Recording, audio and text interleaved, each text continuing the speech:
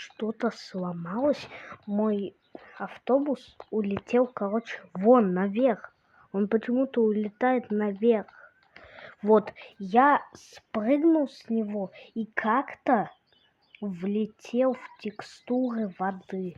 И теперь я нахожусь под водой. Хотя вы знаете, то, что это невозможно. То, что здесь вот невидимое пол. Я как-то через него прошел. Здесь машины можно спавнить? Да, можно. Просто хотел уехать, но я в афиге. Такое реально есть. Вот, видите? Меня выкинуло. Автобус на воде как-то странно себя ведет. Так, главное мне назад опять туда не попасть. Поэтому я выбрасываюсь отсюда.